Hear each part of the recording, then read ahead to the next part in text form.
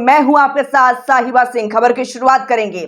दिल्ली में हो गया एनडीए गठबंधन में सीटों का बंटवारा। भाजपा 17, जदयू 16, लोक जनशक्ति पार्टी, रामविलास पासवान 5, हिंदुस्तानी आवाम मोर्चा और उपेंद्र कुशवाहा की पार्टी एक एक सीट पर बिहार में चुनाव लड़ेगी। पशुपति पारस को एनडीए गठबंधन से बाहर का रास्ता दिखा दिया गया है। दोनों चाचा भतीजा पशुपति पारस और प्रिंस राज का हाजीपुर और समस्तीपुर सीट चिराग ने हड़प लिया। जदयू भाजपा में कुछ सीटों का अदला बदली हुई है, जिसमें सीतामढ़ी की सीट प्रमुख है। जदयू को मांझी की पार्टी के लिए गया तो उपेंद्र कुशवाहा के लिए काराकाट छोड़ना पड़ा। बाकी सभी सीटों पर पहले की तरह भाजपा जदयू अपना प्रत्याशी उतारेगी। चिराग को नवादा को छोड़ वैशाली, हाजीपुर, जमुई, समस्तीपुर और खगड़िया फिर से मिल गया है। पिछले कई दिनों से एनडीए गठबंधन में सीटों को लेकर जो रस्साकसी चल रहा था, उसका आज शाम संयुक्त प्रेस कॉन्फ्रेंस के बाद पटाक्षेप हो गया है। इसमें पशुपति पारस को निराशा हाथ लगी है। नीतीश कुमार के दिल्ली पहुंचने से पहले एनडीए गठबंधन में सीटों का बंटवारा हो जाना बड़ा संकेत दे रहा है।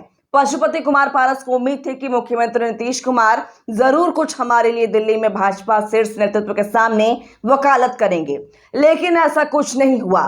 इधर इंडिया गठबंधन में भी सीट शेयरिंग को लेकर कवायद तेज हो गई है। अब इतना तो तय माना जा रहा है कि मुकेश सहनी और पशुपति पारस इंडिया गठबंधन का हिस्सा बनेंगे। इन दोनों के पास कोई दूसरा चारा भी नहीं बचा है। राजद जो बिहार में कम से कम 28 सीटों पर लड़ना चाहती थी, इसे कम करना होगा। पशुपति पारस हाजीपुर, समस्तीपुर और नवादा राजद से मांग सकते हैं, तो मुकेश सहनी भी मुजफ्फरपुर के साथ 2 और सीटों का डिमांड कर सकते हैं। हो सकता है कि राजद पशुपति पारस को नवादा की जगह मुंगेर की सीट उन्हें दे दे। होगा क्या, यह तो समय बताएगा, लेकिन भाजपा चिराग पासवान के सामने झुकना पड़ा और मंत्री पशुपति पारस को बाहर का रास्ता दिखा दिया गया है। चिराग जो चाहते थे वैसा ही भाजपा को करना पड़ा। अब इंडिया गठबंधन अगर सीटों का बंटवारा सही तरीके से कर ले और चुनाव में प्रत्याशियों के चयन में सावधानी बरते, तो बिहार में इस बार एनडीए और इंडिया गठबंधन के बीच मुकाबला देखने लायक होगा। मुकेश सहनी के इंडिया गठबंधन में आने से कम 1 दर्जन सीटों पर इंडिया गठबंधन प्रत्याशी को लाभ मिल सकता है, ऐसा लोग मान रहे हैं। उपेंद्र कुशवाहा के मंसूबा पर भी पानी फिर गया है और उन्हें मात्र 1 सीट से संतोष करना पड़ा है।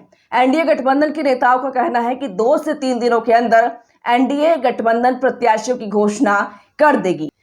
यह भी चर्चा है कि जदयू जहां 4 से 5 जीते हुए सांसद का टिकट काटने जा रही है, वहीं भाजपा 7 से 8 नए चेहरे को इस बार मौका देने जा रही है। दरभंगा, मधुबनी में जहां भाजपा फिर से गोपाल जी ठाकुर और अशोक यादव को मैदान में उतारने का मन बना ली है, वहीं झंझारपुर में जदयू सांसद रामप्रीत मंडल की जगह मंगनी लाल मंडल को मैदान में उतार सकती है। बस 2 से 3 दिनों के अंदर पिक्चर सामने दिखने लगेगा, तब तक इंतजार कर लें।